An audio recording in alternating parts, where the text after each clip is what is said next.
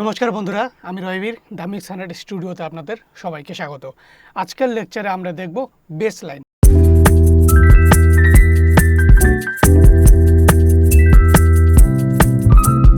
এই মুহূর্তে আমি আগের দিনের প্রজেক্টটা খুলে রেখেছি। এই যে দেখতে পাচ্ছেন, আগের দিনে যে আমি আপনাদের শিখেছিলাম কর্ড আর মেলোডি ব্যাপারে, তো এর উপরে আমরা আজকে বেস লাইন বানাবো।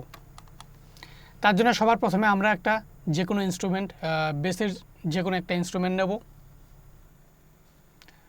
সাপোজ আমি চলে যাব ফ্লেক্স এই একটা ইনস্ট্রুমেন্ট নিয়ে নিলাম আমি।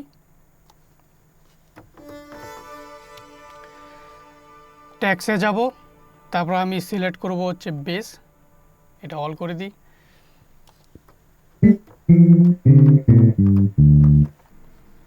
এবার আমি কি করব, সিম্পল বেস ইউজ করার জন্য আমি ডাইরেক্ট এখানেও করতে পারি বা আমি আলাদা প্যাটার্ন করেও করতে পারি।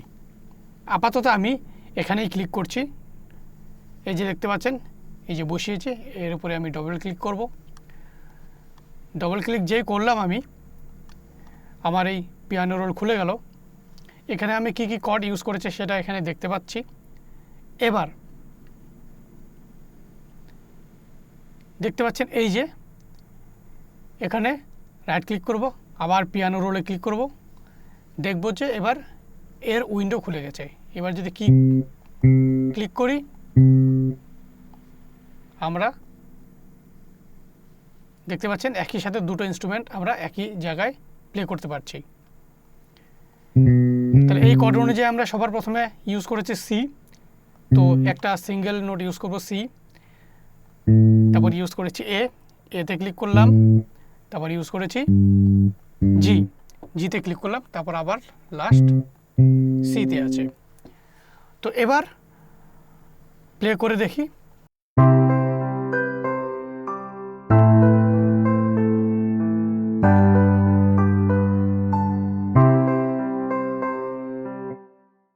নাম্বার 2 এ নিয়ে যাই, নাম্বার 2 এ নিয়ে গেলাম বেসকে।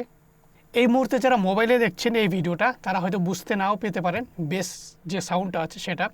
এর জন্য আপনাদের ইউজ করতে হবে যে কোনো হেডফোন, আর যদি কোনো মনিটর থাকে তাহলে তো খুবই ভালো, আপনারা সেটা বুঝতে পারবেন।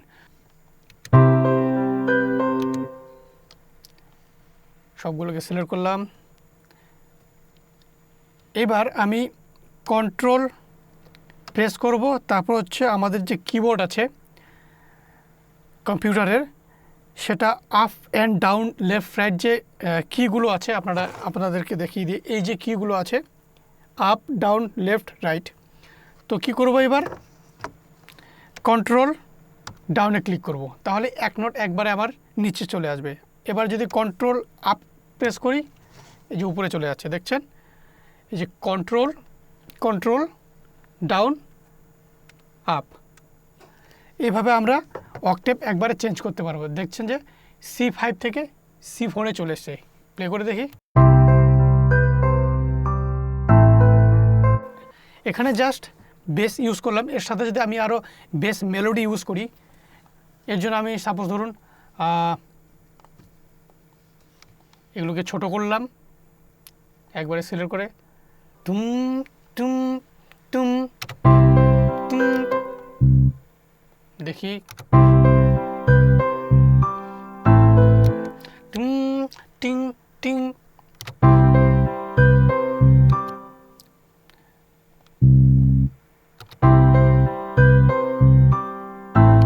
সেম যদি আমি এখানেও করি, ঠিক এই জায়গায় বসালাম।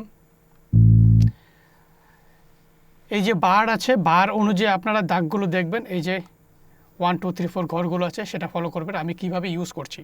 এই মুহূর্তে আমি এইভাবে ফিল করছি, ধুম ধুম ধুম ধুম ধুম ধুম।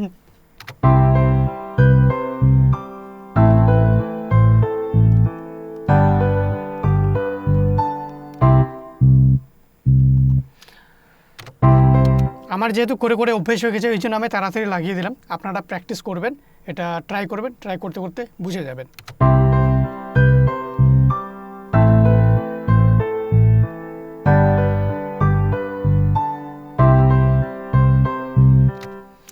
এবার এই যে এই পিয়ানো আছে আর এই যে বেস আছে, এটাকে যদি আমরা আলাদা করে করতে চাই তাহলে আমরা আলাদা করে করতে পারবো, বা একসাথে রাখলে একসাথেও করতে পারবো। সাধারণত আমি রিকমেন্ড করব যে আপনারা আলাদা করে নিন, যেন আপনারা বুঝতে পারেন যে কোনটা কি আছে।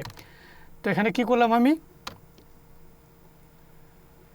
এই যে এখানে ক্লিক করলাম, রাইট ক্লিক করে এটা করলাম কন্ট্রোল সি, বা আপনারা যে কোনো নাম দিতে পারেন। আমি ব্যাক করে দিলাম, শুধু বেস লিখে দিলাম BASS, কন্ট্রোল এ, কন্ট্রোল সি, কপি হয়ে গেল। যে কোনো যদি কালার দিতে চাই সিলেক্ট করলাম, ওকে, এন্টার করলাম। এবার এই প্যাটার্নে যাব, ক্লিক করব, কন্ট্রোল ভি, সেম নাম থাকলো বা ম্যানুয়ালি লিখতে পারেন, সেম কালার আমি চুজ করে দিলাম, এন্টার করলাম, সিলেক্ট করে রাখলাম। এবার আপনারা যদি বুঝতে না পারেন রিপিট করে দেখবেন। ডবল ক্লিক করলাম, দুটোই আছে, বেসে ক্লিক করলাম, কন্ট্রোল অল, কন্ট্রোল এদিকে নেই, ওকে, কন্ট্রোল অল বা সিলেক্ট করে নেব, কন্ট্রোল সি, তারপর এখানে ডিলিট করে দেব। এবার এই যে প্যাটার্নের এই যে দেখতে পাচ্ছেন এর চিহ্নটা আছে, এখানে ক্লিক করব, বেসে ক্লিক করব, এই যে দেখুন এটা খুলে গেছে।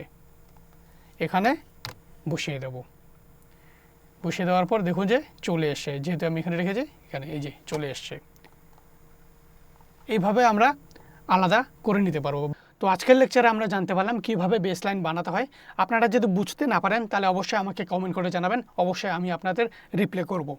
তো আজকের লেকচারটা এখানেই শেষ হচ্ছে, দেখা হচ্ছে নেক্সট লেকচারে। Thank you.